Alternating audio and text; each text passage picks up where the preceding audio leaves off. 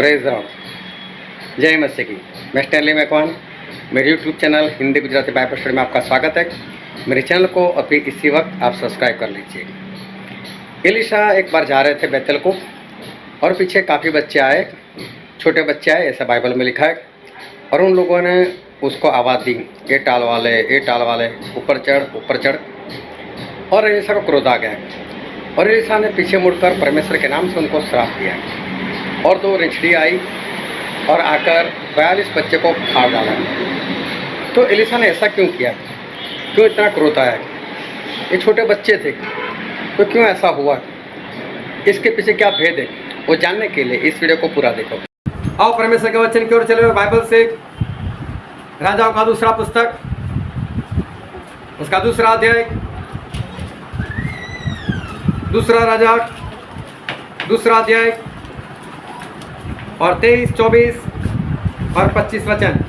तेल को चला और मार्ग की चढ़ाई में चल रहा था कि नगर से छोटे लड़के निकलकर उसका ठट्ठा करके कहने लगे, हे चंदुए चढ़ जा, हे चंदुए चढ़ जा। तब उसने पीछे की ओर से फिरकर उन पर दृष्टि की और यहोवा के नाम से उनको साप दिया। तब जंगल में से दो रिछनियों ने निकलकर उनमें से 42 लड़के फाड़ डाले। वहाँ से वह कार्मेल को गया और फिर वहाँ से सोमरोन को लौट गया। हालेलुया। परमेश्वर पिता का वचन हमारे लिए बहुत ही आशीषित है और परमेश्वर पिता का वचन सच्चा है। और बाइबल में लिखा है, यदि तू सच्चाई को जानेगा तो सच्चाई तुझे आज़ाद करेगी।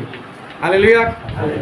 परमेश्वर का वचन हमें आज़ादी की ओर लेकर जाता है। एक बार फिर बहुत ध्यान से सभी लोग परमेश्वर के वचन को सुनना, उसको दिल में उतारना, उसके अनुसार चलना, ताकि परमेश्वर के राज के वारिस बन सको।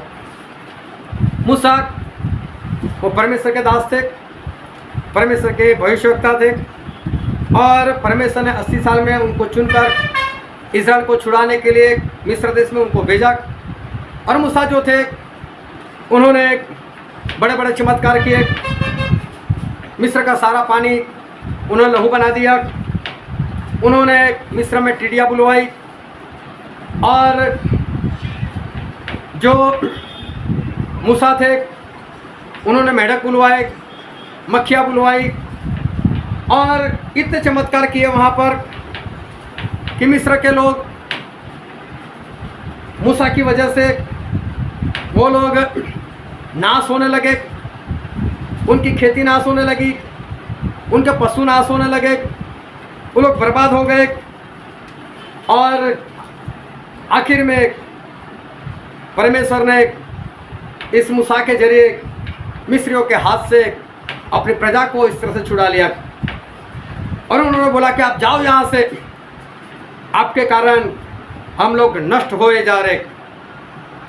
मूसा के ऊपर बहुत बड़ी जिम्मेदारी थी, क्योंकि जो इज़राइल के लोग थे वो तकरीबन 35 से 40 लाख लोग थे और इतने लोगों को संभालना, इतने लोगों का खाना पीना, इतने लोगों को पहनना, इतने लोगों को परमेश्वर के वचन सुनाना, विश्राम के देश में ले जाना, ये कोई छोटी बात नहीं थी। और मूसा ये सारे काम जो है वो परमेश्वर की सहायता से कर रहे थे और मूसा लोगों को चला रहे थे। एक बार चलते चलते कहीं पर छावनी डाली हुई थी और मूसा सुबह से लेकर शाम तक बैठे रहे और इज़राइल के लोग मूसा के पास आते रहे और आकर अपनी कंप्लेंट सुनाने लगे। किसी ने आकर बोला, ये मेरे बाजू वाले टेंट में रहता है, मेरा पड़ोसी है, इसने कल मेरे साथ ऐसा कर दिया, वैसा कर दिया। वो भी बोलता था, इसने मेरे साथ ऐसा कर दिया, वैसा कर दिया। और मूसा परमेश्वर के वचन से उनको समझाते, उनका न्याय चुकाते, उनको बताते कि किस तरह से जीवन जीना है। और ऐसे करते करते मूसा सुबह से लेकर शाम तक बैठे रहे। लेकिन उस वक्त हुआ ऐसा था कि मूसा के जो ससुर वो भी वहाँ पर आए थे और मूसा के ससुर वहाँ पर आकर वो मूसा को देख रहे थे कि मूसा काम क्या कर रहे। और देखा एक के बाद लोग आते जाते मूसा सभी की बातें ध्यान से सुनते, फिर उनका न्याय चुकाते। किसी का पक्ष नहीं करना है, जो सही है वो बोलना है, उनको क्या करना है क्या नहीं वो सब बताना है। और उसके ससुर ने रात के बाद पूछा, अरे मूसा ये जो तू कर रहा था क्या था? अरे बोले जो आपस में किसी का लड़ाई झगड़ा हो जाता है, अनबन हो जाती तो मेरे पास आते और मुझे कंप्लेन करते ये ऐसा है वैसा है। तो बोले मैं उनको परमेश्वर का वचन सिखाता हूँ, उनको उनका न्याय चुकाता हूँ, जो सच्ची बात है वो उनको मैं बताता हूँ। तो ससुर बोलता है पागल है क्या, सुबह से लेकर रात तक ये काम? अरे 35 से 40 लाख लोग, अगर मूसा तू ये काम करता रहेगा तो आगे वाला काम कौन संभालेगा? अरे मूसा ऐसा नहीं करना है, तो अकेला कब तक करेगा काम? ऐसा कर, कुछ अगुवे बना। ध्यान से समझता है वचन।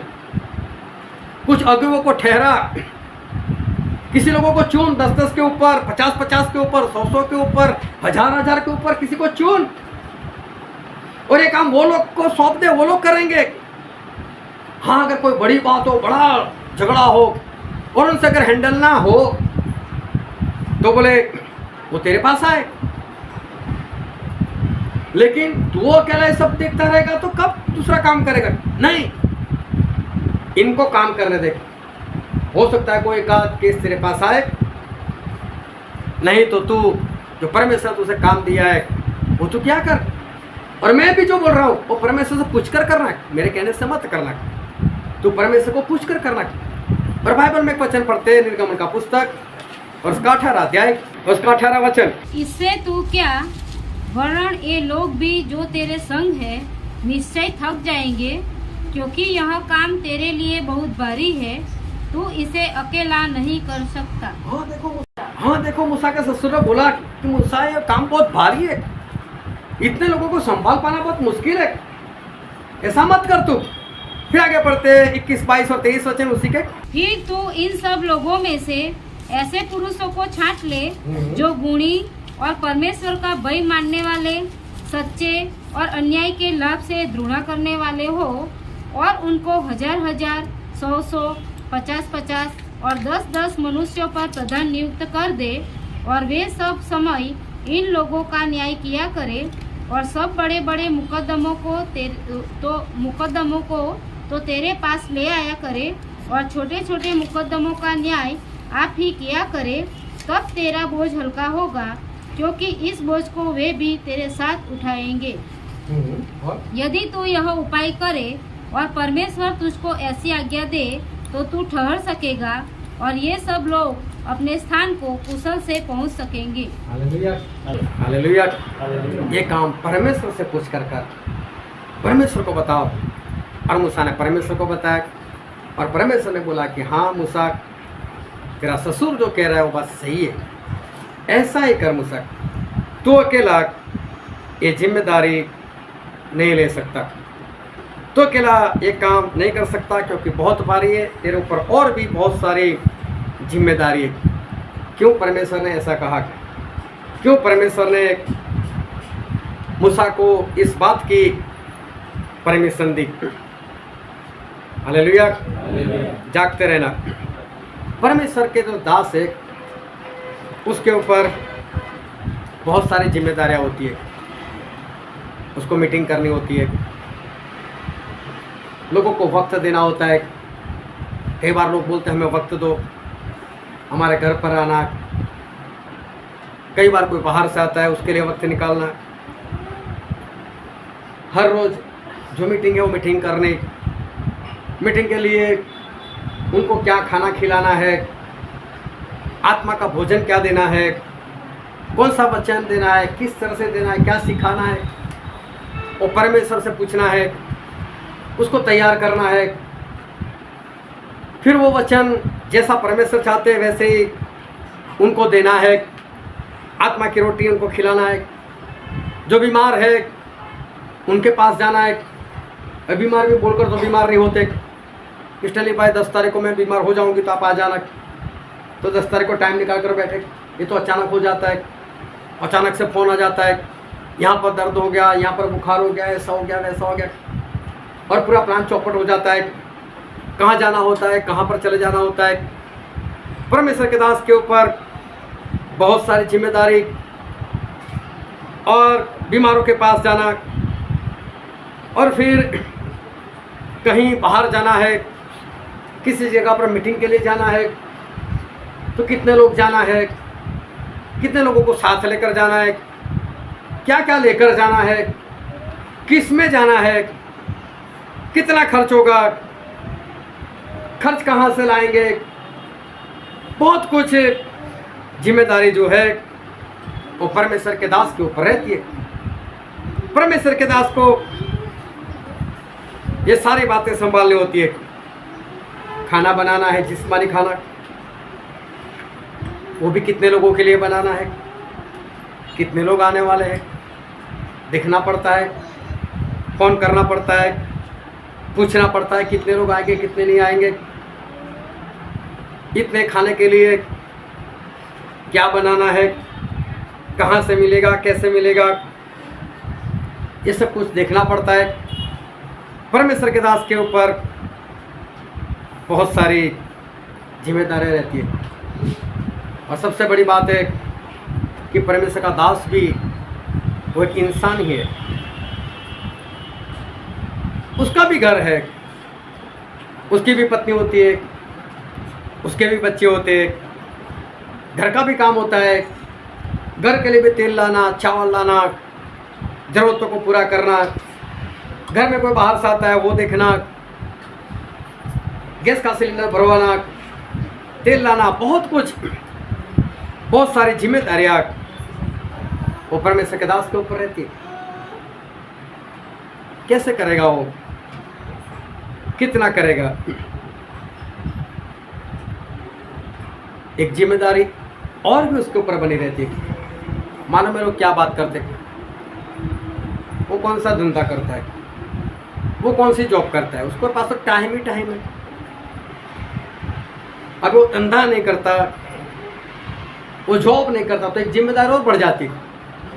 फिर घर का गुजारा कैसे करना है, पैसे कहाँ से आएंगे, कैसे घर में खाना बनेगा, ये भी तो जिम्मेदारी फिर बढ़ जाती है। किस तरह से ये सब कुछ हैंडल करना।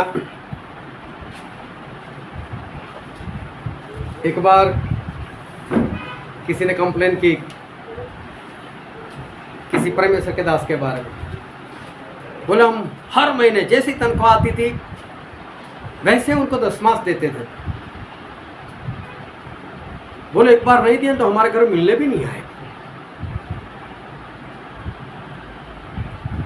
देखो, दशमांश नहीं दिया और कंप्लेन करने लगे, मिलने नहीं आए। सिर्फ इतना बोला होता कि हमने उसको दशमांश नहीं दिया, ये हमारी गलती है।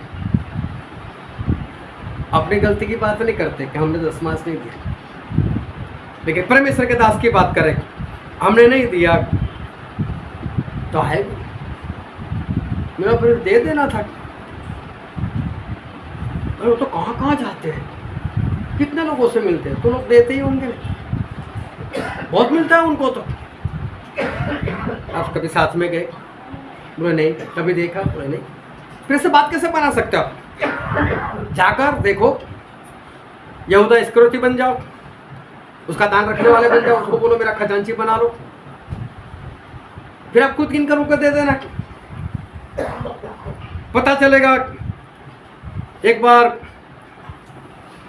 राजा जो था उसने अपने मंत्री से कहा,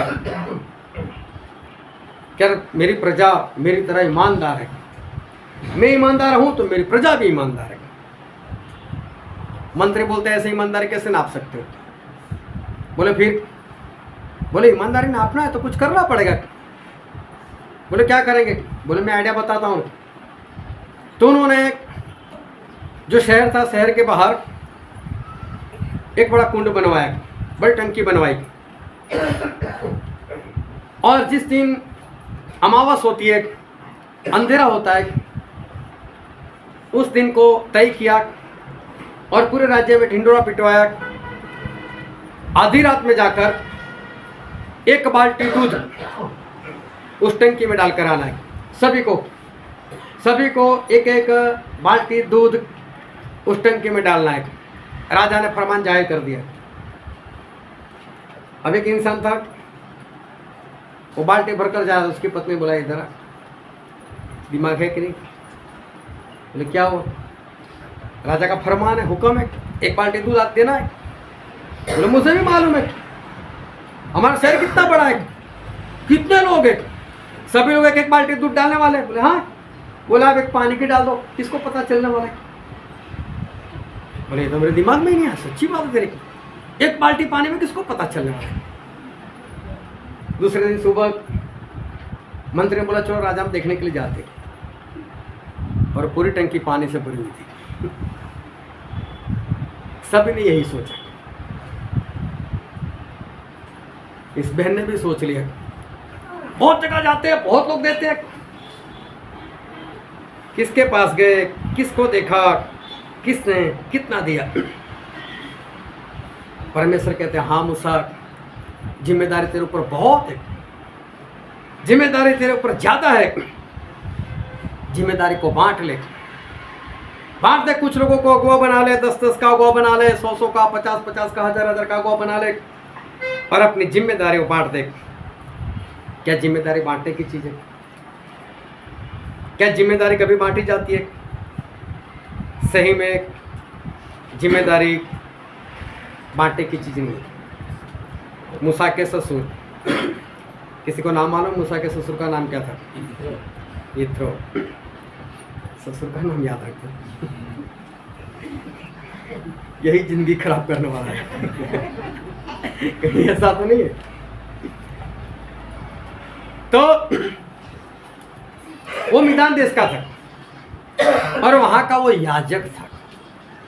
वह मिदान में जो देव देवता थे उसकी पूजा करने वाला ये यित्रो थे। ये परमेश्वर को मानने वाले व्यक्ति नहीं थे।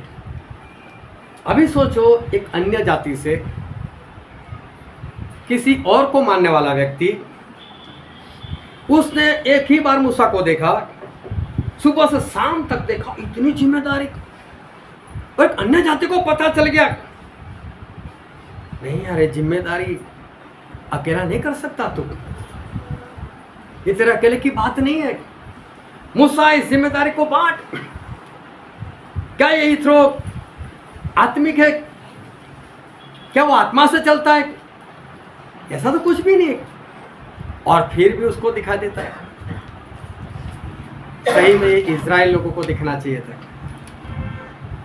कि मूसा तो हमारे लिए इतनी मेहनत करता है, अरे मूसा आपने हम लोगों को छुड़ाया, अरे मूसा आप लोगों ने हमको मन्ना खिलाया, अरे मूसा तूने तो हमको चट्टान में से पानी निकाल कर पिलाया, अरे मूसा तेरे ऊपर कितनी जिम्मेदारी, तू तो 40-40 दिन रात खाता नहीं पीता नहीं, परमेश्वर के साथ बैठा रहता है, और तुझे तो बार बार मिला बार तंबू में जाना होता है, तुझे तो परमेश्वर के साथ बैठना होता है, ये 35 से 40 वागन को संभालना होता है, और मूसा तेरे ऊपर कितनी जिम्मेदारी है। ए मूसा हमको भी दे, हमको भी कुछ दे दे, मैं भी हाथ बढ़ाना चाहता हूँ। ये इजराइल लोगों को दिखना चाहिए था। हालेलुया।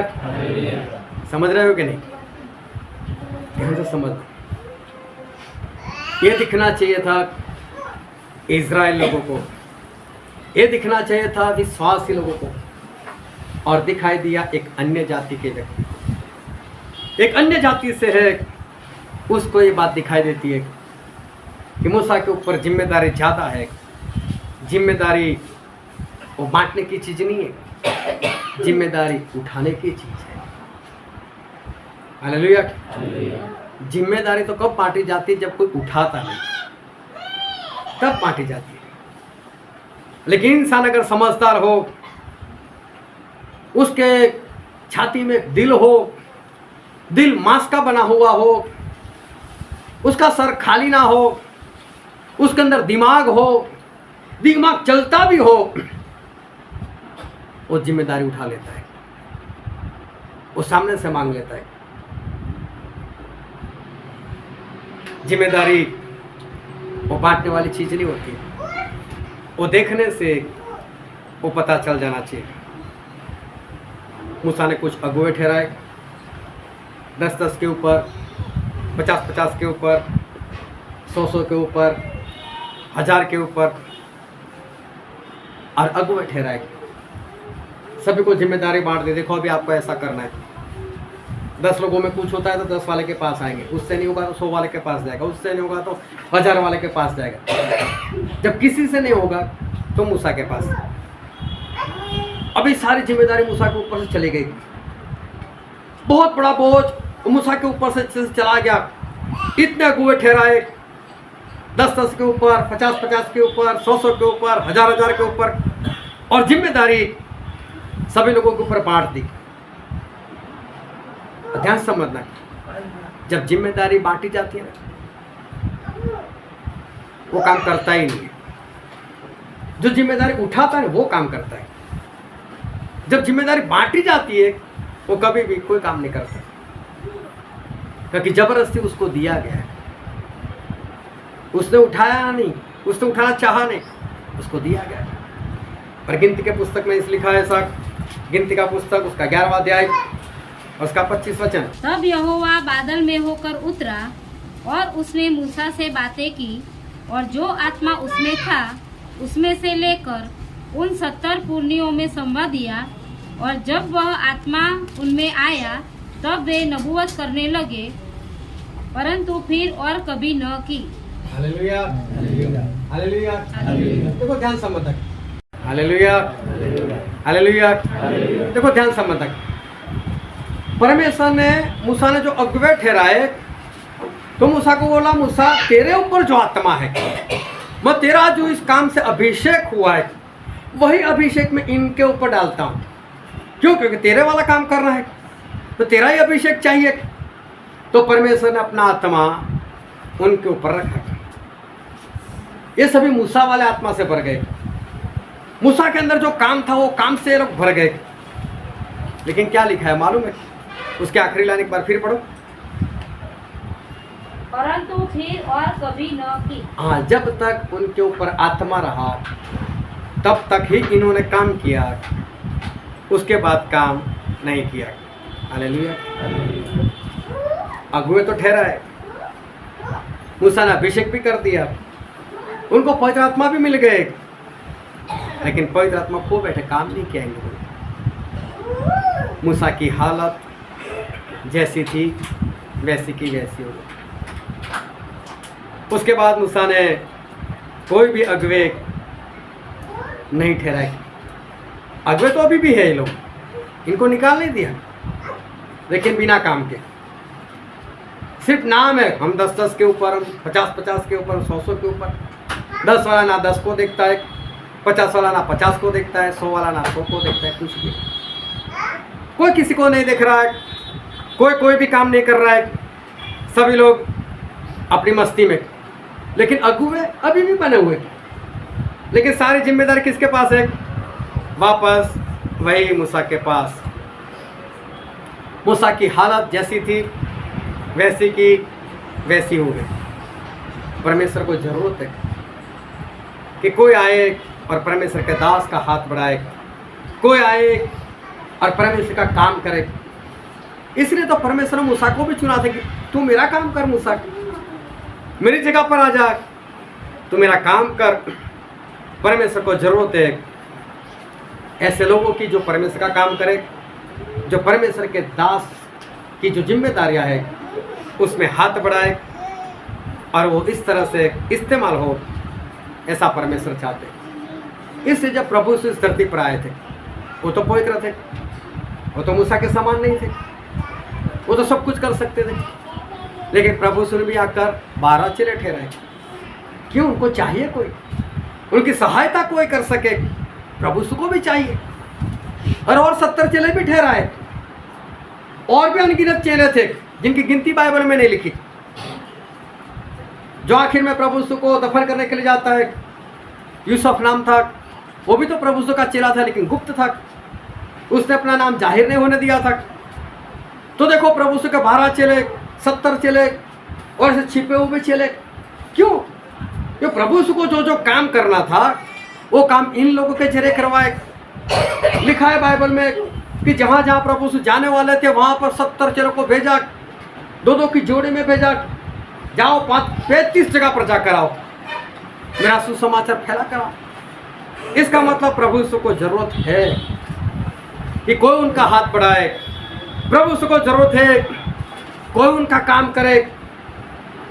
प्रभु यीशु ने उनको कहा अपना क्रूस उठाओ, लेकिन प्रभु यीशु का क्रूस किसी और ने उठाया था। तो प्रभु यीशु उसको ये नहीं बोला नहीं नहीं ये मेरा काम है मैं उठाऊंगा। अरे चाहिए प्रभु यीशु को कोई उनकी सहायता करे। देखो किसी ने प्रभु यीशु का क्रूस उठाने में सहायता की। प्रभु यीशु ने खाना नहीं खाया था, वो भूखे थे, उनको बहुत मारा गया था, लहू लुहान हो गए थे, ज़्यादातर लहू निकल चुका था, शरीर में कमजोरी आ गई थी, उनको जरूरत थी कोई उनको सहायता करे। और इसलिए तो वो चाहते कि कोई आए और मेरी सहायता करे, कोई आए मेरा बोझ उठाए, कोई आए मेरे दासों को मदद करे, कोई आए और मेरे दास का हाथ बढ़ाए।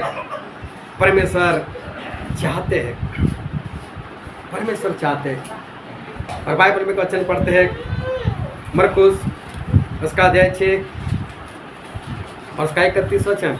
उसने उनसे कहा, तुम आप अलग किसी एकांत स्थान में चलकर थोड़ा विश्राम करो, क्योंकि बहुत लोग आते जाते थे और उन्हें खाने का अवसर भी नहीं मिलता था। Hallelujah, hallelujah. देखो प्रभु और उनके चेले, उन लोगों को खाने तक का वक्त नहीं मिलता था। ऐसा नहीं था खाना नहीं था, खाना था। खाए कब? लगातार प्रार्थना, लगातार प्रार्थना, लगातार प्रार्थना, एक के बाद वो प्रार्थना करने के लिए आते, कोई वचन सुनने के लिए आते, कोई बोलते ये बताओ, कोई बोलते ये बताओ। प्रभु से सोचा चलो अभी कोई नहीं है, चलो चिलम खाते, तभी किसी की एंट्री। उसको विदा किया, उसके लिए प्रार्थना की, चलो हम खाते, तभी किसी की एंट्री। प्रभु से देखा कि खाने तक का वक्त नहीं मिल रहा है, और मेरा तो ठीक है लेकिन चेले लोगों को भी खाना नहीं मिलता है। और प्रभु से चेले लोगों को क्या बोला, चलो हम चले जाते हैं यहाँ से, निकलते किसी ऐसी जगह पर चले जाए जहाँ पर कोई भी इंसान ना, कोई भी ना मिले, शांति से खाए तो सही। क्या परमेश्वर के दास को खाना नहीं चाहिए? क्या वो प्रचार करता है, मीटिंग हैंडल करता है, तो क्या उसको भूख नहीं लगती? और उसको सबसे ज़्यादा भूख लगेगी, क्योंकि पेट फाड़ फाड़ कर गले में से आवाज़ निकालता है वो, तो उसको ज़्यादा भूख लगेगी। और प्रभु ने देखा ना मुझे खाना मिल रहा है, ना मेरे चेले को खाने का वक्त मिला, चलो हम ऐसी जगह पर चले जाते कि जहाँ पर कोई ना हो और हम पहले खाना खा लेते। और ये लोग निकल गए चुपके से। लेकिन वचन घर पर जाकर आगे भी पढ़ना, लोगों ने देख लिया वो यीशु जा रहे, वो उनके चेले जा रहे, तो जहाँ पर गए सभी लोगों ने वहाँ पर बात फैला दी, वो यीशु इस जगह पर गए, इस जगह पर गए। अभी मालूम है इतनी बड़ी भीड़ चली गई प्रभु यीशु के पीछे, इतनी बड़ी भीड़। पहले तो दो चार लोग आते थे जाते थे और खाने का वक्त नहीं मिलता था। अभी तो इतनी सारी भीड़ चली गई कि उसमें सिर्फ इंसान की गिनती की, पुरुष की गिनती की तो वही 5000 निकले, उनके बच्चे, उनकी स्त्री अलग से। अभी इतने लोग जमा हो गए, खाना फिर बाजू पर रह गया, प्रचार करने लगे। और प्रचार करने के बाद प्रभु यीशु ने अपने चेलों को क्या बोला मालूम, इनको खाना खिलाओ यार। ये लोग खाना नहीं खा रहे, इनको खाना नहीं मिल रहा है, और प्रभु यीशु बोलते हैं इनको खाना खिलाओ। इसीलिए तो चेलों ने क्या बोला मालूम, 200 दिनार की रोटी लाए क्या? उनके अंदर क्रोध भरा हुआ था। कैसा क्रोध भरा हुआ था कि प्रभु हमको खाने का वक्त नहीं मिल रहा था, इसलिए आप हमको यहाँ पर लेकर आए, और यहाँ पर भी लोग भागे भागे आ गए, और अभी हमारी खाने की बात तो दूर, इनको खाना खिलाए। कितने लोग हैं? सब लोग, ये 40 से 50,000 लोग हैं प्रभु। 200 दिनार की भी रोटी लेकर आए तो नहीं हो सकती, और खाना तो हमको चाहे, हमको भूख लगे प्रभु, और आप इनकी फिक्र करते हो। प्रभु वो सब छोड़ो, चलो अभी आपके पास क्या है? और कोई लड़का था, वो 5 रोटी और 2 मछली लेकर आया था। ये बात पता चली आंद्रिया को। अभी सोचो आंद्रिया को कैसे पता चली? डिब्बा देख लिया होगा, इसके पास खाना है, कुछ तो करते हैं खाने के लिए, कब से खाना नहीं मिला है। सोचा होगा अरे इसको कुछ बातें बनाकर कुछ तो करेंगे खाना है। आंद्रिया तो प्रभु है, निगाह रखी होगी तभी। वो लेकर आए किसके पास है? बोले इसके पास है 5 रोटी 2 मछली। और 5 रोटी 2 मछली से सभी लोगों ने खाना खाया। मुझे नहीं मालूम चेलों ने कब खाया, लेकिन बांटने में चेले थे। अभी सोचो 5000 पुरुष, स्त्रियां, बच्चे, सभी लोगों को बांटने के बाद कितना वक्त हुआ होगा। फिर कुछ टुकड़े बच गए। प्रभु कहते पहले इसको इकट्ठा करो, फिर उसको इकट्ठा। कितना टाइम गया होगा? चेले लोगों ने कब खाया होगा? क्या मालूम। हालेलुया। पूरा बाइबल पढ़ोगे तो बहुत आनंद आएगा। उसके बाद क्या हो, सभी लोगों ने यीशु मसीह को पकड़ लिया था। भाई यीशु जाना नहीं यहाँ से। और एक ही किस्ती थी, तो प्रभु चेलों को आप निकलो यहाँ से। मुझे लगता है चेले बेचारे भूखे ही वहाँ से भागे, या तो मछली और रोटी हाथ में पकड़ कर बैठ गए होंगे, और जो मिला जितना मिला खा लो। चाहिए परमेश्वर के दासों को बहुत जिम्मेदारी है उनके ऊपर। खाने तक का वक्त नहीं मिलता। परमेश्वर सारी बातें वो बताते रहते, खाने का वक्त नहीं मिलता था इनको। इनको जरूरत थी खाने को। और मालूम है लोग सोचते कैसा है, ये तो बहुत लोगों के घर में जाकर आए तो सभी कुछ न कुछ तो खिलाया होगा। वही दूध वाली बात, सभी दूध डालेंगे, एक ही बाल्टी पानी डालनी है ना। सब लोग सोचते हैं बहुत घर पर मिलकर आए होंगे तो सभी थोड़ा थोड़ा तो खिलाया होगा। फिर उसका भी तो बेचारे का पेट है, कहीं फट ना जाए, हम नहीं खिलाते इसको। हालेलुया। ध्यान से समझते रहना। परमेश्वर को जरूरत है कि कोई परमेश्वर का काम करे। परमेश्वर को जरूरत है। जब मैं नया मसीह में आया था, मैं तो चाहता ही नहीं था कि मैं परमेश्वर का दास बनूं। मुझे नहीं बनना था, मुझे प्रचार वगैरह मुझे नहीं करना था। मुझे तो मेरा जो कारोबार था वही प्रिय था। और मैं तो चाहता था कि मेरी एक कंपनी ना हो, मेरी एक से ज़्यादा कंपनी हो, ग्रुप ऑफ कंपनीज। मैं ये चाहता था। नाम भी रखा हुआ था, कारोबार कुछ चल भी रहा था। लेकिन उस वक्त जब मैं मसीह में आया था तो मेरा कारोबार छीन लिया गया था। और मैं परमेश्वर से प्रार्थना कर रहा था कि कोर्ट में मेरा केस चल रहा था।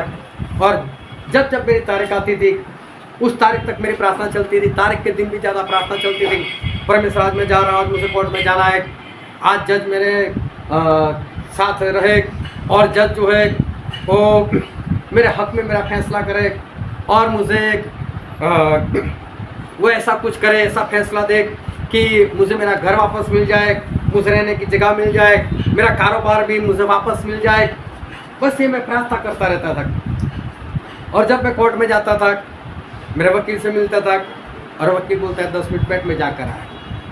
और जाकर आता था और 15 दिन के बाद की डेट बोल रहे, अभी 15 दिन के बाद आया। फिर 15 दिन प्रार्थना, जिस दिन डेट उस दिन फिर प्रार्थना, और उस दिन फिर एक डेट।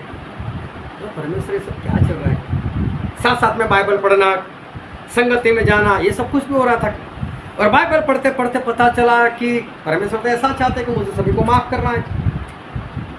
तो एक दिन ऐसी तारीख थी, लेकिन मेरी प्रार्थना बदल गई और मैंने प्रार्थना ऐसी कि परमेश्वर अब मुझे कारोबार नहीं चाहिए, परमेश्वर मुझे घर नहीं चाहिए, लेकिन अगर आप चाहते हो कि मैं उस घर में जाऊं और मेरे जाने के बाद मेरे भाई लोग, मेरे रिश्तेदार मेरा जीवन देखे और उनके जीवन में कुछ परिवर्तन होने वाला हो, तो ही आप मुझे लेकर जाओ, वरना नहीं। मैं नहीं जानता था उस वक्त कि मेरी प्रार्थना का मतलब क्या है, लेकिन मेरी प्रार्थना का यह मतलब था कि परमेश्वर मेरा इस्तेमाल करो, मेरे घर में, मेरे भाइयों के बीच मेरा इस्तेमाल करो, मेरी माँ के बीच में मेरा इस्तेमाल करो, मेरा ऐसा जीवन चरित्र हो कि वो सब लोग मेरे पास आए, पश्चाताप करें। मैं तो ये चाहता था, मेरे शब्द ऐसे थे, लेकिन मुझे समझ नहीं थी कि मैंने ऐसी प्रार्थना की। और उस दिन भी मैं गया कोर्ट में। उस दिन वकील ने ऐसा नहीं बोला बैठ में आता हूँ, उस दिन हाथ में कागज तैयार थे, बोले ये पकड़, अब तू घर जा सकता है, कोई तुझे रोक नहीं सकता, तू कारोबार कर, तुझे कोई रोक नहीं सकता। परमेश्वर ये नहीं चाहते थे कि मुझे कारोबार मिले, परमेश्वर ये नहीं चाहते थे मुझे रहने को घर मिले, लेकिन परमेश्वर ये चाहते थे कारोबार भी मिले, घर भी मिले और साथ में मेरा काम भी कर तू। परमेश्वर वो चाहते थे, उनको जरूरत थी एक सेवक की। उनको जरूरत थी एक मजदूर की, कोई तो मेरी मजदूरी करे, कोई तो एक बढ़े। और परमेश्वर को जरूरत ये थी। हन्ना हर साल वो चर्च में बैठकर प्रार्थना किया करते थे, परमेश्वर मेरा बेटा नहीं है, परमेश्वर मुझे एक भी औलाद नहीं है, परमेश्वर मेरी औलाद है, परमेश्वर मुझे औलाद दो, परमेश्वर मुझे दे दो, परमेश्वर मुझे दो। कभी कुछ नहीं होता, रोती रहती थी। उसका पति उससे बहुत प्रेम करता था। अरे बोले 10 बच्चे से ज्यादा मैं तुझसे प्रेम करता हूँ और तू बच्चा चाहती है। नहीं होगा, कोई बात नहीं, फिक्र मत कर, फिक्र मत कर, बच्चा नहीं चाहिए मुझे, मैं तुझे नहीं निकालने वाला, मैं तेरे साथ कोई जबरदस्ती नहीं करने वाला, मैं तेरे साथ अनबन नहीं रखने वाला। नहीं होता है तो नहीं। उसके पति ने उसके साथ बात की, उसको ढाढ़स दिलाया कि हाँ ना, मैं तुझसे प्रेम से रखता हूँ, नहीं होता है तो उसमें तेरी क्या गलती, छोड़, तू ऐसे अपने आप को दुखी मत कर। और मालूम उस दिन उसकी प्रार्थना बदल गई, मेरा पति तो मुझे प्रेम से ही रखता है, तो परमेश्वर फिर भी मुझे औलाद चाहिए, लेकिन अब मेरा जो भी बेटा होगा ना आपको दे दूंगी। परमेश्वर बोलते अब होगा। क्यों? परमेश्वर को भविष्यवक्ता चाहिए था, इस्राएल के लिए मिल नहीं रहा था, कोई नहीं दे रहा था, और हन्ना ने आने से पहले बोल दिया मैं दे दूंगी। परमेश्वर बोलता हो जाएगा। परमेश्वर को चाहिए, परमेश्वर को चाहिए, परमेश्वर को भविष्यवक्ता चाहिए, परमेश्वर को एक दास चाहिए, परमेश्वर को एक सेवक चाहिए, परमेश्वर को एक मजदूर चाहिए कि जो परमेश्वर का काम करे, परमेश्वर का हाथ बढ़ाए। ऐसे लोग वो परमेश्वर चाहते हैं। और जैसे ही हन्ना ने बोला कि परमेश्वर मैं तो वापस आपको ही दे दूंगी, और परमेश्वर आपको दे दूंगा क्योंकि मुझे चाहिए। और मालूम है लूका रचित सुसमाचार में लिखा है, लूका रचित सुसमाचार इसका 10वां अध्याय 2 वचन। उसने उनसे कहा, पक्के खेत बहुत है परंतु मजदूर थोड़े हैं। परमेश्वर कहते हैं कि पक्के हुए खेत बहुत है लेकिन मजदूर थोड़े हैं, इसीलिए खेत के स्वामी से विनती करो, इस खेत के स्वामी से विनती करो कि वह अपने खेत काटने को मजदूर भेज दे। खेत काटने को मजदूर भेज दे। देखो ये बरसों पहले लिखा हुआ, आज भी लिखा वही के वही है। आज भी परमेश्वर का वचन ऐसा ही कहता है, खेत है, खेत मतलब है संसार, फसल मतलब हम इंसान लोग, उनको विश्वास में लाने के लिए मजदूर चाहिए जो मजदूरी कर सके। साहब नहीं चाहिए, मजदूर चाहिए। और देखो आज भी मजदूरों की कमी है। परमेश्वर आज भी यही कहना चाहते हैं कि मुझसे मजदूर चाहिए। यिर्मयाह पैदा हुए, यिर्मयाह बड़े हुए, और यिर्मयाह तो अपना काम करना चाहते थे। यिर्मयाह तो ये चाहते थे मैं ये करूँ, मैं वो करूँ। हो सकता है कारोबार करना चाहते, हो सकता है कोई जॉब करना चाहते हो सकता है अपने खेत में काम करना चाहते हो, मुझे नहीं मालूम। लेकिन यिर्मयाह वो परमेश्वर के दास तो बनना नहीं चाहते थे, वो भविष्यवक्ता तो बनना नहीं चाहते थे। लेकिन जब वो जवान हुए तो परमेश्वर उनके पास आए और परमेश्वर ने यिर्मयाह के साथ बात की। और हम एक वचन पढ़ते हैं यिर्मयाह का पुस्तक, उसका 1 अध्याय और उसका 5, 6 और 7 वचन।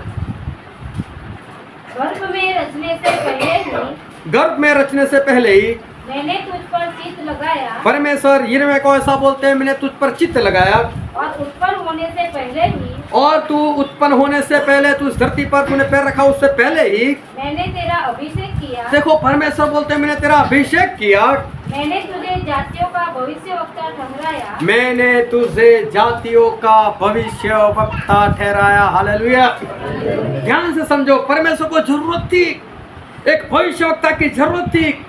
और परमेश्वर बोलते हैं कि मैंने तुझे भविष्यवक्ता ठहराया। तू पैदा हुआ उससे पहले मैंने ठान लिया था कि तू मेरा काम करेगा।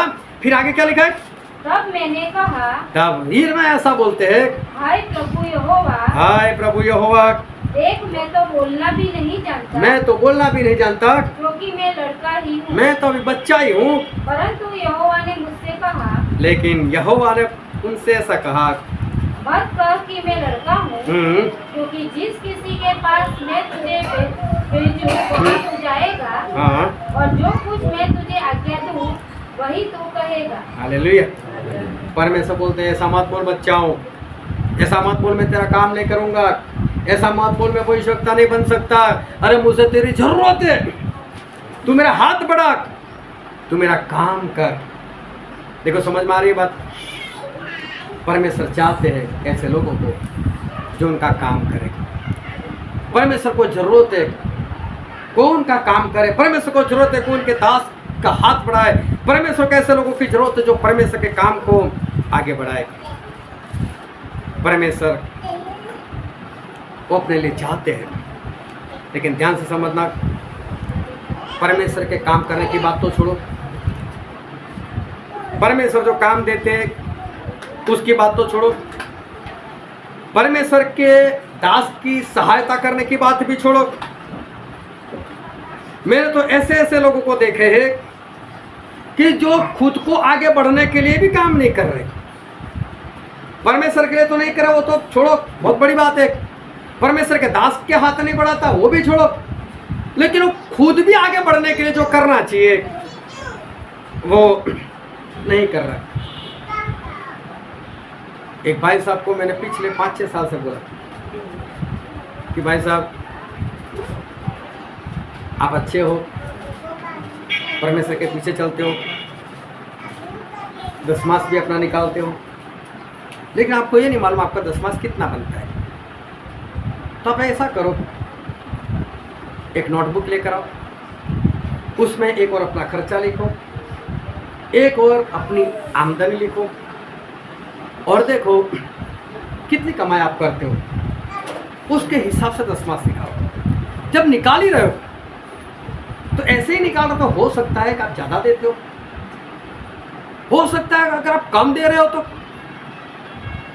फिर तो आप जाओगे ना उसमें, वो भी आपको नहीं मालूम। इसलिए 4-5 साल क्या छोटी बात है, कितनी बार का होगा 4-5 साल, लेकिन जब याद दिलाया, 1 दिन लिखा, 2 दिन लिखा, बात समाप्त हो गई, भूल गए।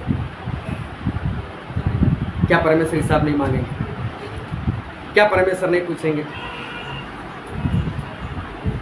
मैं बीमार लोगों को कहता रहता हूँ कि परमेश्वर ऐसा कहते हैं,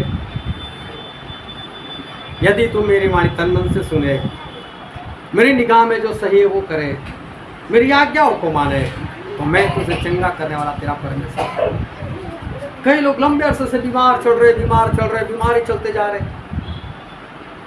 अरे उनकी चंगाई के लिए मैं बार बार समझाता रहता हूँ, भाई साहब मान जाओ, परमेश्वर जो बोलते करो, परमेश्वर को जो समर्पित कर दो, उनकी निगाह में जो सही है वो करो, उनकी आज्ञाओं को मानो। कौन सी बड़ी बात है, कौन सी बड़ी बीमारी है जो नहीं जाएगी? हर एक बार प्रार्थना करेंगे चली जाएगी, लेकिन परमेश्वर जितना के तो मानो तो सही। इंसान खुद के लिए भी नहीं कर रहा है, खुद के आगे बढ़ने के लिए भी नहीं कर रहा है। सोचो, परमेश्वर के लिए दूर की बात है, परमेश्वर के दास का हाथ बढ़ाना वो दूर की बात है, लेकिन खुद के लिए तो करो। चलो खुद के लिए ना करो, परमेश्वर के दास की सहायता के लिए ना करो, परमेश्वर के लिए भी ना करो, कुछ भी ना करो, मैं तो बोलता हूं, लेकिन कम से कम परमेश्वर के दास को परेशान तो ना करो। मैं तो बोलता हूं परमेश्वर का काम ही ना करो, ना उनके दास की कोई सहायता करो, कोई बात नहीं, लेकिन कम से कम परमेश्वर के दास को परेशान तो ना करो, परमेश्वर के दास के विरोध की बात तो ना करो। मूसा ने अगुवे ठहराए, जब तक आत्मा रहा तब तक काम किया, फिर काम करना बंद किया। सारी जिम्मेदारी मूसा के ऊपर। अगुवे बनकर अभी भी बैठे, अभी भी पूरे इजराइल को में इधर घूम रहे उधर घूम रहे, आज भी लोगों को बता रहे मेरे हाथ के नीचे 100 है, मेरे हाथ के नीचे 1000 है, मेरे हाथ के नीचे 50 है, कर कुछ भी नहीं रहे। मूसा का कोई भी काम नहीं कर रहे, मूसा को सहायता नहीं कर रहे। और एक बार ये सारे जो कोई बनकर बैठे थे वो सारे मूसा के पास आकर खड़े हो गए। और बाइबल में वचन पढ़ते, गिनती का पुस्तक इसका 16वां अध्याय और 1, 2, 3 वचन। और जो लेवी का परपोता, कहात का पोता और ईशर का पुत्र था, वह अलियाब के पुत्र दातान और अबीराम और पेलेत के पुत्र ओन, इन तीनों रूबेनियों से मिलकर मंडली के 250 प्रधान जो सभासद और नामी थे उनको संग लिया और वे मूसा और हारून के विरुद्ध उठ खड़े हुए और उनसे कहने लगे, तुमने बहुत किया, अब बस करो, क्योंकि सारी मंडली का एक एक मनुष्य पवित्र है और यहोवा उनके मध्य में रहता है। इसीलिए तुम यहोवा की मंडली में ऊंचे पद वाले क्यों बन बैठे हो? देखो, ना तो इन्होंने मूसा की सहायता की, ना तो परमेश्वर की सहायता। कोई बात नहीं, ना की तो ना सही, शांति से चलते तो सही, तो शांति से भी नहीं चल रहे। मूसा के विरोध में खड़े हो गए, ए मूसा हमारा गौ बनकर क्यों बैठा है? अब ये भी नहीं चाहिए इनको। देखो, मूसा के विरोध में आकर खड़े हो गए। और मालूम है, ये बात समझ लेना कि परमेश्वर के दास का विरोध करना वो बहुत बड़ी गलती है। परमेश्वर के दास का विरोध करना, परमेश्वर ऐसा बोलते हैं कि मेरी आंखों में उंगली डालने के बराबर है, मैं उनको नहीं छोड़ने वाला। और आखिर में हुआ क्या? पढ़ो तो उसका 31 और 32 वचन। वह ये सब बातें कह ही चुका था कि भूमि उन लोगों के पांव के नीचे फट गई और पृथ्वी ने अपना मुंह खोल दिया और उनका और उनके घर द्वार का सामान और कोरह के सब मनुष्यों और उनकी सारी संपत्ति को भी निगल लिया। देखो, जमीन फट गई, नरक ने अपना मुंह खोल दिया, सभी लोग खत्म हो गए, सभी लोग खत्म हो गए। इतना ही नहीं, आगे पढ़ो उसका 35 वचन। अब यहोवा के पास से आग निकली और उन 250 धूप चढ़ाने वालों को भस्म कर डाला। जो भस्म हो गए वो तो प्रार्थना करने वाले लोग थे, परमेश्वर के आगे धूप चढ़ाने वाले लोग थे, उनका भी नाश हो गया। देखो, एक बार अगर आप परमेश्वर की सहायता नहीं करोगे, हो सकता है परमेश्वर आपको कुछ ना करे। परमेश्वर के दास की सहायता ना करो, कोई बात नहीं, परमेश्वर पूछेगा, लेकिन विरोध में गए तो फिर परमेश्वर नहीं छोड़ेगा। और ऐसे सभी लोगों का वो नाश हो गया। आप वरदानों का इस्तेमाल मत करो, कोई बात नहीं। जो परमेश्वर ने ज्ञान दिया उसका इस्तेमाल ना करो, कोई बात नहीं। ना खुद बढ़ रहे हो, कोई बात नहीं। लेकिन ये लोग तो ऊपर से मूसा को परेशान करने के लिए निकले और इनका नाश हो गया। ऐसे लोग, सही में क्या होना चाहिए इन लोगों के साथ? सही में ऐसे लोग नासी हो जाने चाहिए। अगर आपको आराधना का दान मिला है, अगर आप आराधना कर सकते हो तो जिम्मेदारी लो, आराधना करो, इस्तेमाल करो। अगर आपकी प्रार्थना से कोई चंगा होता है तो बाहर निकलो और चंगाई के लिए निकलो, उसके लिए चंगाई के लिए प्रार्थना करो, आत्मा को जीतो। अगर आपसे भूत प्रेत निकलते, बाहर निकलो और ऐसे लोगों के लिए प्रार्थना करो, इनको छुटकारा दिलाओ। अगर आप कुछ बाजा बजा सकते हैं तो आगे बढ़ो और उस काम को पूरा करो। कहीं ऐसा ना हो कि ये भी ना करो, ना परमेश्वर का काम करो और परमेश्वर के दास के विरोध की बातें करो और कहीं खत्म हो जाओ, ऐसा ना हो। जो वचन आज हमने पढ़ा था, वचन था दूसरा राजा, इसका दूसरा अध्याय और 23 से लेकर 25 वचन तक। वो ऐसा था कि एलीशा वो बेतेल को जा रहे थे और एलीशा जब बेतेल को जा रहे थे तो बेतेल में से कुछ लड़के लोग बाहर निकले और कितने थे मालूम नहीं, लेकिन थी बड़ी गैंग, काफ़ी लोग थे। वो सब लोग निकले और निकल कर एलीशा के पीछे पीछे चलने लगे और पीछे पीछे जोर से चिल्लाने लगे, ए टाल वाले, बाल झड़ गए थे उसके, हो सकता है सारे ना झड़े हो, कुछ कुछ झड़ गए हो, क्योंकि ये एलीशा भी तो जवान है, वो बूढ़े नहीं थे, वो जवान थे। तो हो सकता है जवानी में जितने बाल होने चाहिए उससे से कुछ कम हो गए होंगे। और ये लोग पीछे से चिल्लाते हैं, वे टकलू, वे टाल वाले, ऊपर उठ, ऊपर जा, ऊपर जा। और एलिशा ने पीछे मुड़कर देखा और उसे परमेश्वर के नाम से श्राप दिया। और जंगल में से दो जो फीमेल रिछड़ी आई और आकर 42 बच्चों को फाड़ डाला। खाया नहीं, फाड़ दिया 42 बच्चे को। अब कितने बच गए, कितने भागे वो तो मालूम नहीं, लेकिन 42 तो मर गए। अभी ध्यान से समझना क्या आज परमेश्वर हमको क्या कहना चाहते हैं। सवाल ये है कि यहाँ पर छोटे बच्चे थे। ये छोटे बच्चे कितने छोटे होंगे, और बच्चों ने जो किया, तो बच्चे हैं उनको कौन सी अकल होती है। एक छोटी सी बात तो बोली थी, ये टकलू, ये टाल वाले, जा ऊपर जा, ऊपर जा। तो बच्चों को कहाँ पता चलता है क्या बोलना चाहिए, कितना बोलना चाहिए, कैसे बोलना चाहिए। यहां पर एलिशा ने इतना क्रोध क्यों दिखाया, एलिशा ने ऐसा किया क्यों। एलिशा ने परमेश्वर के नाम से श्राप क्यों दिया, और वो श्राप सच्चा क्यों हो गया,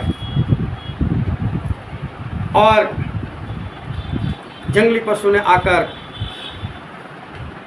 42 बच्चों को खा क्यों लिया।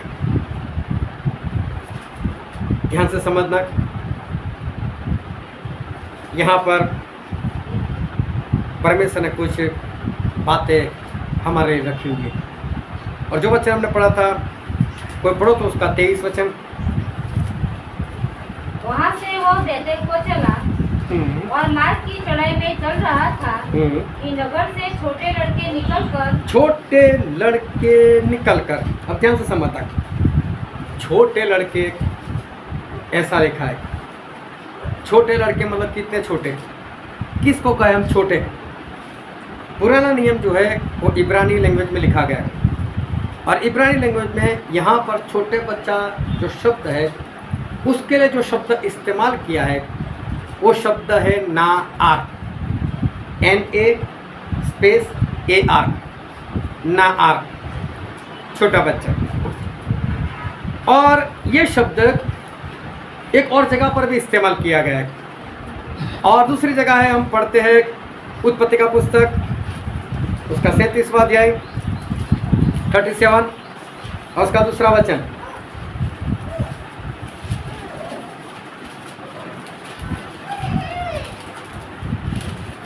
याकूब के वंश का वृतांत यह है, यूसुफ 17 वर्ष का होकर अपने भाइयों के संग भेड़ बकरियों को चराता था, और वह लड़का, वो लड़का जो शब्द है उसके लिए वही शब्द इस्तेमाल किया गया है जो छोटे बच्चे, जहाँ पर लिखा है, हमने पढ़ा 23 वचन में, जो वचन पढ़ा था उसमें नाआर, वही शब्द यहाँ यूसुफ के लिए भी इस्तेमाल किया गया है। और यूसुफ कितने साल के थे, 17 साल के थे, मतलब जवान समझो होने ही वाले थे।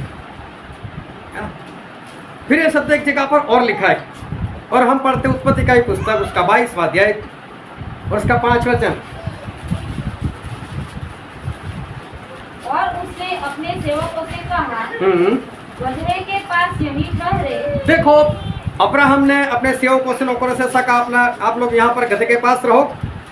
लड़का, और यह लड़का मतलब इसहाक की बात कर, मैं और ये लड़का, और मैं वहाँ तक जाकर और दंडवत करके फिर तुम्हारे पास लौट आएगी। हाँ, मैं और इसहाक जाकर दंडवत कर आते, लेकिन वहाँ पर शब्द है लड़का, और वहाँ पर भी जो शब्द इस्तेमाल किया गया वो है नाआर। अभी इस समय ये इसहाक जो थे वो तो 33.5 साल के थे। देखो, 33 साल के लड़के के लिए भी नाआर शब्द है, यूसुफ 17 साल के थे, उनके लिए भी वही शब्द है, और जहाँ छोटे बच्चे लिखा है वहाँ पर भी नाआर शब्द है। तो छोटे बच्चे मतलब 2-5 साल के लोग नहीं थे, ये सारे जवान थे। ये जो भी बच्चे आए थे वो जवान थे, यूसुफ के समान, इसहाक के समान, ये सारे जवान थे। ये लोगों को इसहाक की तरह होना चाहिए था, ये लोगों को यूसुफ की तरह होना चाहिए था, ये लोग अच्छे चाल चलन के होने चाहिए थे। ये लोग दिमाग से कमज़ोर लोग नहीं है, जिनको भले और बुरे का ज्ञान नहीं होता, ऐसे छोटे बच्चे नहीं है। ये जिनको ज्ञान है ऐसे बच्चे हैं जो समझदार है। आज की तारीख में अगर हम बोले तो 12वीं पास जिसने कर ली है, इतने बड़े बच्चे लोग हैं। तो जो 12वीं में पढ़ता है क्या उसको अकल नहीं होती? क्या उसको नहीं पता चलता इसको टकलू कहा जाए ना कहा जाए? क्या उसको अकल नहीं होती कि मुझे किसके साथ कैसी बातें करनी है? हालेलुया। जब उसको अपने कैरियर के बारे में मालूम है कि मैं कौन सा कोर्स लूंगा तो मेरी कैरियर कैसे बनेगी, मुझे कितना पढ़ना है, मुझे कितने परसेंटेज लाने हैं, ये जिसको मालूम है, ये क्या ना समझ लोग हैं? ये जितने भी बच्चे थे वो छोटे छोटे बच्चे, मतलब ये ना समझो 2-5 साल के बच्चे जो गोटियां खेलते ऐसे खेलने के लिए निकले होंगे और एलिसा के पीछे आ गए। नहीं, ये सारे समझदार लोग थे, ये बड़े जवान लोग थे, ये समझदार थे। कोई 22 का होगा, कोई 25 का होगा और कोई 30 का भी होगा, ऐसे बच्चे थे। और जब ये एलिसा बेतेल को जा रहे तब ये लोग बेतेल में से बाहर निकले, ये लोग बेतेल में से बाहर निकल कर आए थे। और बेतेल का मतलब होता है परमेश्वर का घर। ये ऐसी जगह से आए थे जिसको परमेश्वर का घर कहते हैं। और बेतेल में जो लोग रहते थे वो थे अप्रेम के लोग। अप्रेम का गोत्र वो वहाँ पर रहता था, ये उनके बच्चे थे। ये लोग वहाँ पर बाहर आए थे। ये उस दिन की बात है, उन दिनों की बात है जब एलिया जो है उनको ऊपर उठाया जाने वाले थे। और अगर बाइबल अगर ध्यान से पढ़ोगे तो पता चलेगा कि एलिया को ऊपर उठाए जाने की जो बात थी वो गुप्त नहीं थी, वो पूरे इजराइल में फैल चुकी थी कि एलिया जो है ना वो तो डायरेक्ट जिंदा ही ऊपर जाने वाले। ये सारी बातें फैली हुई थी क्योंकि एलीशा और एलिया वो जब चलते चलते बेतेल को आते हैं, चलते चलते यरीहो को जाते हैं, चलते चलते यरदन को जाते, जब जब जहाँ जहाँ गए वहाँ वहाँ पर भविष्यवक्ताओं ने आकर, उनके बच्चों ने आकर एलीशा को ये बताया, एलीशा तेरे मालिक को आज ऊपर लेकर जाने वाले परमेश्वर तुझे मालूम है? बोले हाँ मुझे मालूम है, तुम चुप रहो। तो ये बात तो चारों ओर फैली हुई थी कि एलिया जो है उनको तो जिंदा ऊपर उठाया जाने वाला है और एलीशा जो है वो उनके साथ थे। और ये दोनों साथ में गए और यरदन के उस पार गए, यरदन का 2 हिस्सा कर दिया, उस पार गए यरदन, वापस जैसे थी वैसे बहने लगी और ऊपर से आग के बने हुए रथ आए, घोड़े आए और एलिया उसमें बैठकर ऊपर चले गए। लेकिन जाने से पहले एलीशा को इतना पूछा कि एलीशा क्या दूं? बोले double portion of your spirit, आपका जो सामर्थ्य मुझे डबल चाहिए। बोले तो तू मुझे देखेगा तो मिल जाएगा। और देखा तो एलीशा को एलिया का डबल सामर्थ्य मिला। अब एलीशा वहां से आ रहे, यरदन तो वैसे ही बह रही, उन्होंने भी कपड़ा लिया और मारा उस यरदन के ऊपर, यरदन तो भाग हो गए और वहां से आए और यरदन के उस पार कुछ भविष्यवक्ता के बच्चे खड़े थे और एलीशा को देखा, एलीशा तू भी? अरे हाँ डबल मिला है, डबल। एलिया के पास जो था उसका डबल लेकर आया हूं, अब उससे डबल मैं काम करूंगा। और देखो एलिया की बात फैली हुई थी, अब एलीशा भी फेमस, लोगों को पता चल गया एलीशा वैसे वैसे नहीं है। और यरीहो में गए और यरीहो वाले आए, एलीशा एलीशा बात बताओ, चलोगे तो भी आए हो गए। यहाँ का पानी ऐसा है कि जो भी फल लगते हो कच्चे गिर जाते, तो हमारी तो मेहनत फिर चली जाती है। एलीशा हम करें तो क्या करें? अरे कोई बात नहीं, लाख छोटी सी कटोरी लेकर आओ, उसके अंदर नमक लेकर आओ। नमक कभी भी आप जमीन में डाल दो वहां पर कोई वनस्पति नहीं होती। और एलीशा बोलता है नमक ही लेकर आओ, जाकर पानी में डाल दिया। बोला पानी शुद्ध हो गया, अब फल जो है वो पकेंगे, अब कच्चे नहीं गिरने वाले। देख एक चमत्कार और किया, अभी सभी लोगों को पता चल गया कि एलीशा पहले जैसा नहीं। जो यरदन के उस पार गया था वो एलीशा नहीं है, ये एलीशा तो वो है जो एलिया से डबल पावर पाकर वापस आए। और अभी ये एलिशा जो है, वो एलिशा तो अब बैतल में जा रहे, एक चमत्कार और करके वो जा रहे, लेकिन दिन वही है। जब एलिया को ऊपर उठाया गया, हो सकता है उसका दूसरा दिन हो, ज़्यादा लंबी बात नहीं है। अभी बैतल में जा रहे, और पढ़ो तो उसका 23 वचन, जो हमने वचन पढ़ा था दूसरा राजा दूसरा अध्याय, उसका 23 वचन।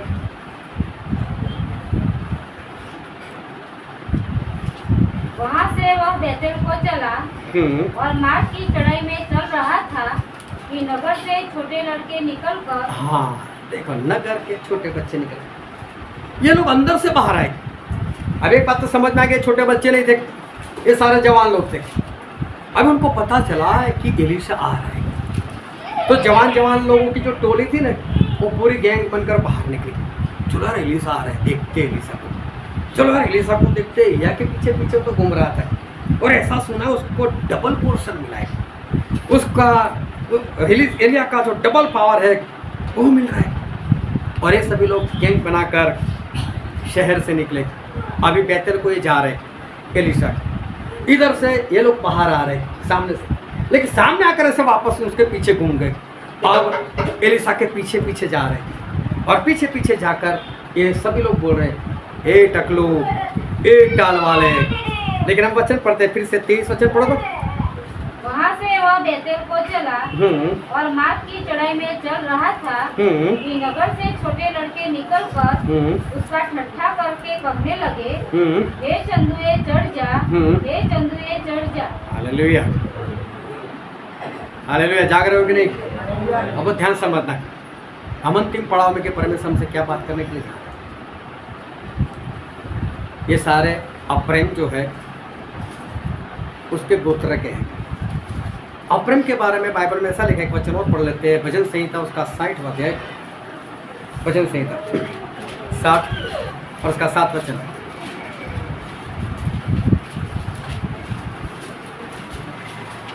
गिलाद मेरा है, मनश्शे भी मेरा है, और एफ्रेम भी मेरा सिर का टोप, और अप्रेम मेरे सिर का टोप है। देखो परमेश्वर ने अप्रेम के लिए ऐसी बात की। सर के ऊपर जो मुकुट होता है ना, उससे पता चलता है कि इंसान के क्या पोस्ट है। और देखो परमेश्वर अप्रेम को ऐसा बोलते हैं, अप्रेम मतलब मेरा टोप है, उसको तो मैं सर के ऊपर रखता हूँ। मतलब अप्रेम वाले ऐसे वैसे नहीं थे, परमेश्वर में बढ़िया चलने वाले, ये उनकी औलाद है, ये उनकी औलाद। इनको सारे वचन पता होने चाहिए, इनको परमेश्वर को पता होना चाहिए, इनको ये पता होना चाहिए कि परमेश्वर अपने दास को चाहते, परमेश्वर को मजदूर चाहिए, इनको पता होना चाहिए कि परमेश्वर हमारा इस्तेमाल करना चाहते, इनको ये भी मालूम होना चाहिए कि परमेश्वर के दास उनके ऊपर बहुत सारी जिम्मेदारी है, तो हमें उसकी सहायता करनी चाहिए।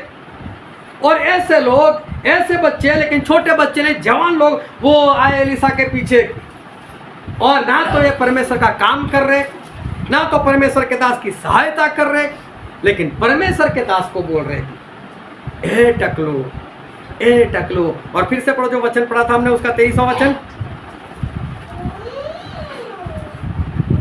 वहाँ से वह बैतल को चला और मार्ग की चढ़ाई में चल रहा था कि नगर से छोटे लड़के निकलकर उसका ठट्ठा करके कहने लगे, हे चंदुए चढ़ जा, हे चंदुए चढ़ जा। ये लोग बोलते, एक शब्द बोलते, चढ़ जा, चढ़ जा। मालूम है लोग क्या बोल रहे थे? एलिशा तू ना, तू तो एलिया के साथ था, बहुत एलिया के पीछे पीछे भागा था, 24-24 बैल लेकर तू तो खेती करता था, सारी जमीन जायदाद छोड़कर तू चल पड़ा। और तू तो ये चाहता था ना कि डबल पोर्शन, डबल सामर्थ्य मिले, और तू तो डबल सामर्थ्य पाकर आया ना। तो बताना हमको, एलिया तो चढ़ गया, तू भी चढ़ जा, ऊपर चढ़ जा, अगर तू भविष्यवक्ता चढ़ जा। देखो कितना बड़ा ठट्ठा करेगा परमेश्वर के दास का, कितना ठट्ठा करके कितनी मस्करी करे। अगर तू परमेश्वर का दास, अगर तेरे पास डबल है तो कर कर बता हमको, जाओ ऊपर चढ़ जा, बता अपने आपको चढ़कर। ये सब लोग जानते थे कि हमें क्या करना चाहिए, हमारे परमेश्वर के सब जानते थे। ना तो ये परमेश्वर का काम कर रहे हैं, ना तो ये परमेश्वर के दास की कोई सहायता कर रहे हैं। और ऊपर से परमेश्वर के दास की निंदा कर, ठट्ठा कर, उसको तोड़ने का प्रयत्न कर। आप किसी भी बात से, किसी भी वचन से, किसी भी प्रतिक्रिया से, किसी भी आपकी करनी से अगर आप परमेश्वर के दास को तोड़ने का प्रयत्न कर रहे हो, ये बहुत बड़ा गुनाह है, बहुत बड़ा पाप है। जब कोई ऐसी बातें करता है ना, वो आपकी संगति में आता है, देखो उनके घर में लड़ाई झगड़े हैं, आपकी संगति में आने के बाद सुधरे नहीं। जब कोई बोलता है कि आपकी संगति में रहने वाले ऐसे वैसे, वो ये करते वो करते, तब मालूम है क्या होता है, सर झुक जाता है। क्या करे परमेश्वर का दास, वो अकेला कितना करेगा? क्या उसके हाथ में के लोगों को ऊपर तक उठा कर लेकर जाए? क्या उसके अंदर ये सब कुछ भरा हुआ है? क्या एलिया ऊपर चले गए तो अभी क्या एलिसा भी उड़कर ऊपर चले जाए? उनकी जो जिम्मेदारी वो निभाए नहीं। और अभी उनको तो ज्यादा, अगर एलिया को किसी की जरूरत थी, एलिसा की जरूरत थी, तो अब एलिसा को तो बहुत लोगों की जरूरत, क्योंकि उनके पास तो डबल सामर्थ्य आया है। ना तो ये लोग एलिसा की सहायता करते, लेकिन मालूम है पीछे आकर बहुत बड़ी मशक्करी की, डबल पाकर आए। तो उड़ जाना ऊपर, उड़कर बता हमको। जब पढ़ते तो ऐसा लगता है लोगों को, एलिसा ने ऐसा क्यों किया? ये तो छोटे बच्चे थे, क्यों मार दिया? सोची सभी की घटिया सोचा। अरे इतना तो सोचो, परमेश्वर का दास है, जो भी किया समझ कर किया होगा। परमेश्वर का दास अगर सच्चाई से चलता है तो जो भी करता है सही किया होगा। उसको जाकर ये पूछो कि साहब आपने जो भी किया ना सही किया, बस। लेकिन मेरे दिमाग में नहीं आ रहा, तो मुझे समझा दो बस।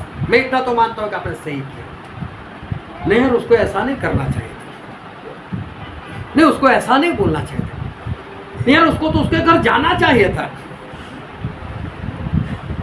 अरे लेकिन जाकर पूछो तो सही, उसे सही में किया क्या, क्या नहीं किया।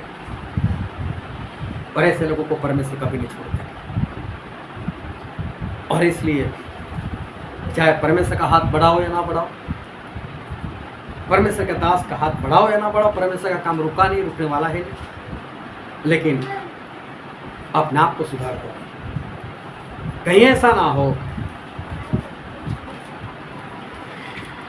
कि किसी की निंदा हो जाए और परमेश्वर भड़क जाए और परमेश्वर किसी का नाश कर दे। शुरुआत हो चुकी है और इसलिए संभल कर रहना। कुछ भी हो सकता है आने वाले दिनों में, लेकिन अपने आप को संभाल कर रखो। हालेलुया। आओ हम सभी अपने आंखों को बंद करें, अपने मस्तकों को प्रभु सुखा के झुकाए। राजाओं के राजा है, जो प्रभु के प्रभु है, जो हमारे बीच में है। मेरे प्रियो, ये वक्त है कि हम अपने आप को जांचें।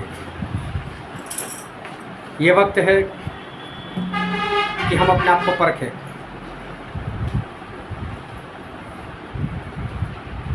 परमेश्वर को जरूरत है जो उनका काम कर सके।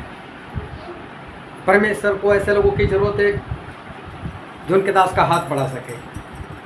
परमेश्वर को जरूरत है जो उनकी मजदूरी कर सके। परमेश्वर को जरूरत है जो उनकी आराधना करवा सके। परमेश्वर को जरूरत है जो उनकी गवाही दे सके। परमेश्वर को जरूरत है जो उनका वचन पुकार सके। परमेश्वर को आप सभी की जरूरत है। लेकिन ये वक्त हम अपने आप को जांचें। क्या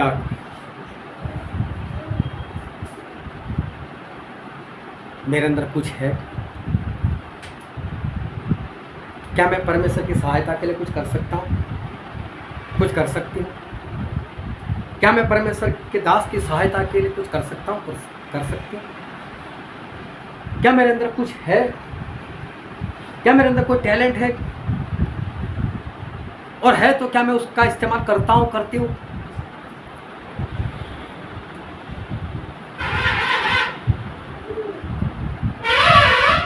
या फिर मैं परमेश्वर के दास के अंदर कोई ढूंढता रहता हूँ, कोई ढूंढती रहती हूँ कि इसके अंदर ये खराबी, वो खराब।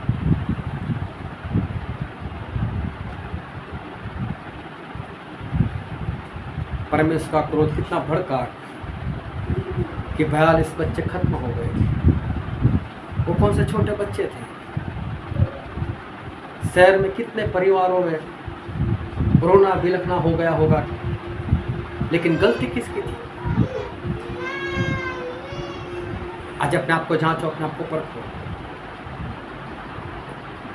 कि आज मैं कहाँ पर हूँ, मेरे पास क्या है और मुझे क्या करना चाहिए और मैं क्या कर रहा हूँ।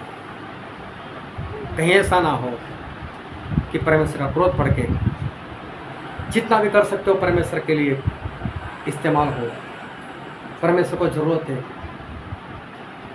आपके परिवार को बचाने के लिए, आपके रिश्तेदारों को बचाने के लिए। आप परमेश्वर के वरदानों का इस्तेमाल करो।